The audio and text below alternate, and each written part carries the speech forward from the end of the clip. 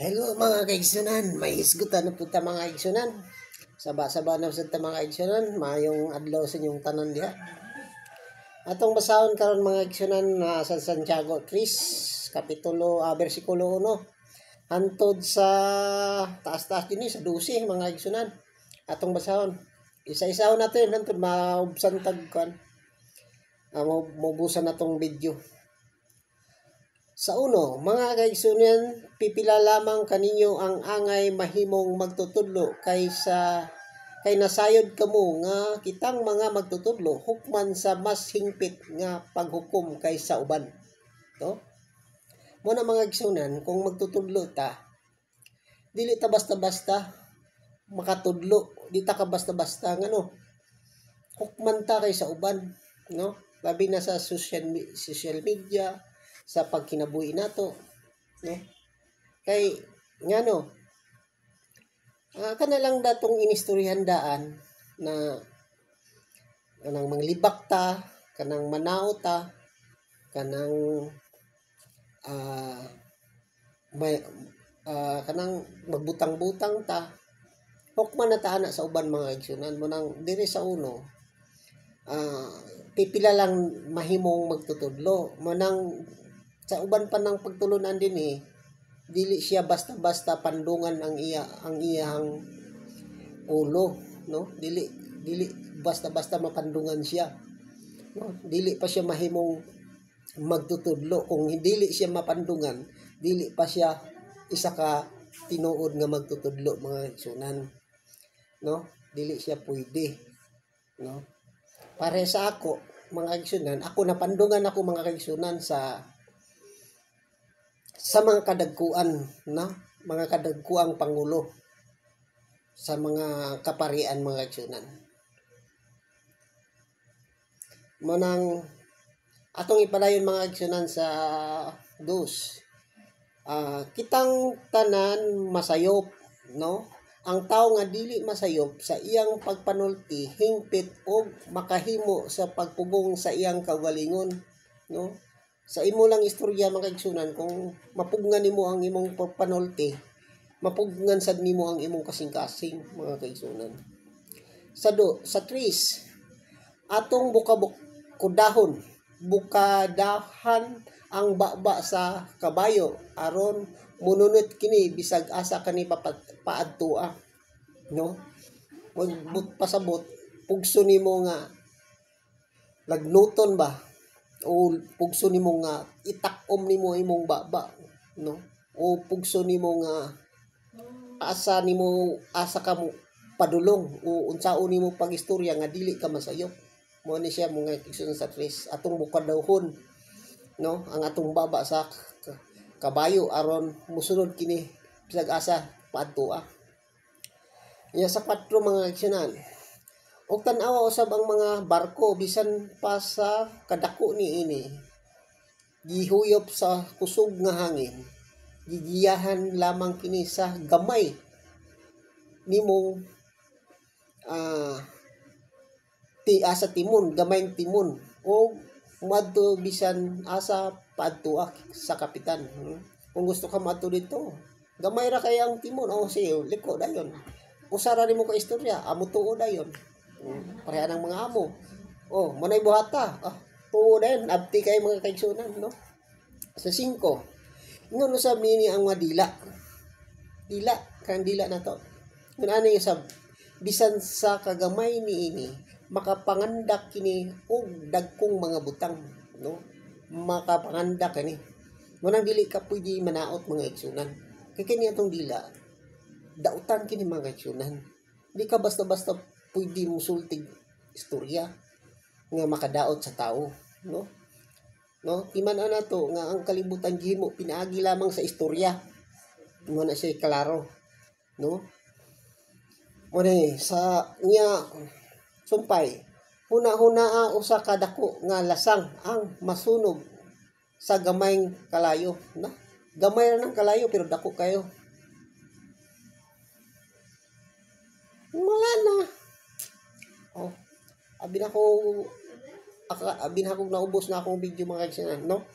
Dito sa kalayo, gamay ra kay ng kalayo, pero makapasunog ka nagdakpay lasang mga igsunan, no? Sa 6, ang dila ang dila sama ka sa kalayo kini maoy usa ka ngilad nga kalibutan nga bahin sa atong lawas ug makabuling sa tibok lawas ug nagpasilaob sa tibok natong kinabuhi sa kalayo nga gikan gayud sa impierno, no? Ang atong dila makahatag kinig kamatayon sa usa ka tawo ug magpataka tag istorya mga igsunan, no? Mo ni ang gipasabot dinhi. Mo nang dili kay basta-basta. Kung ikaw magtutul, di ka basta-basta nga magstorya ka, di ka pwede manaot bisan pag sa social media. Kay lisod kayo no kung nanay maubos nimo, ma-lockdown siya. Di no, nakasala na kasi ha tungod anang mga kuana, butanga. Sa 7 mga kaigsunan, makahimo ang tao, mahimo gayod sa tao ang pag-anad sa tanang matang sa ihalas nga mga mananap langgam og mga binuhat sa kadaghanan, no? Mahimo jud sa tao pag-anad tanang mananap gani kung imong istoryahan putuo mo gani bisig mga tuta unsa ni tawag kanang mga itoy ninyo dang gagmay mga iro ba na musunod man gani nimo kung asa nimo padto, no? Sa 8 mga kaigsunan, apan walay makamanso sa dila dautan kini ug dili makapugong og puno sa hilo nga makamatay. Nguni akong gisulti kaniya nga kining dila dautan kini mga igsunan kung dili ka pasagad kag istorya ni. Daghang nangamatay ani tungod lang sa istorya. Muna ang dila sakit kay na siya. Muna siya ang hisgutan nga espada nga duhay sulab mga kaigsunan. Sa 9, ato kining gigamit sa pagpasalamat sa atong Ginoo ug Amahan ug sa pagtudlo sa atong isig katawo nga gibuhat sama sa dagway sa Dios, no?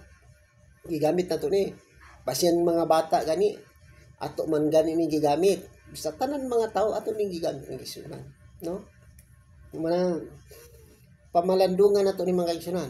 Sa 10, ang mga pagpasalamat ug mga pagtunglo gula sa maurang hubaba nga mga kaigsoon dili kini angay mahitabo. Dili daw pwede mahitabo. Kay kining mga pagtunglo ug mga kanang gitawag panglalis-lalis o pagpanaot ka sa laing pundok dili na makaayo. Dili kalayan di na mahitabo, no? Sa 11, dili mahimo nga magikan sa usa lamang katubod ang tab-ang ug ang parat nga tubig. Dili siya pwede. Nagikan sa isang tubod siya, isa ka tubo niya sa dagat ug ang tab-ang. Dili siya pwede galain-lain sila agyanan mga igsunan. Sa 12, ang kahon igira dili makabunga og ulibo o ang paras mamunga og igos o ang dagat makahatag og tab-ang nga tubig, no? Dili yun siya pwede ang tubig ug parat. Tubig tab-ang ug tubig parat. Dili siya pwede sa muhatag siya og ang dagat muhatag og tab-ang. Ang tab-ang muhatag og parat. Dili siya pwede mga igsunan. Munang ang gitawag diri kaning kahoy nga olibo dili siya pwede sa paras. Example, santol, dili pwede ang santol mamunga og kanang star apple. Kung santol na siya, santol yun na siya, dili na pwede nimo himong star apple. Kay lahi ra kay sila duha, no? O mangga or bayabas, magkalahi ra kay magigsunan. Dili pwede ang bayabas mahimong mangga, no? Ang mangga mahimong bayabas. Mo ni ang gipasabot mo yun muna. Sa una pa lang gisulti niya sa una, sa unang bersikulo na mga igsoon pipila lang kaninyo ang angay mahimong magtutudlo kay nasayod kamo nga itang mga magtutudlo hukman sa mas hingpit sa nga paghukom kaysa uban, no? Diferensya ra siya ang mga magtutudlo ug ang dili magtutudlo. Mas hingpit pang hukman ang mga magtutudlo. Kay kung makadaot ka ngadto sa laing pundok, mas hukman ka pa, no? Kabantay mo anang magdebate nga di na siya kapugong sa iyang kagalingon, magbuto-buto na iyang dughan, no? Magbuto-buto na iyang dughan kay dili siya makadawat dito sa pikas, no? Nganana di na masunog siya sa iyang kagalingon, no? Mo nang kasagaran ang mga magtutudlo wala sila magdugay kay ngano wala sila kapasa ni inigod kay ngano sige debate nya buto-buto niyang dughan kay di siya makadawat ngadto sa pikas o sa iyang pundok, di dinautay sila, di sa usa kanila dunay mawala. Mo na karon nahitabo sa uban, no? Yung mga sikat kay nga mga magtutudlo, no? Una mga igsunan tungkol sa ilang pagkasikat, gihukman sila sumala dinhi, no? Og dili na tama na ang atong lingwahe or pagpasabot mga kagisunan ang atong title ang dila, no? O daghang salamat dinhi na tama ng atohang pagpasabot.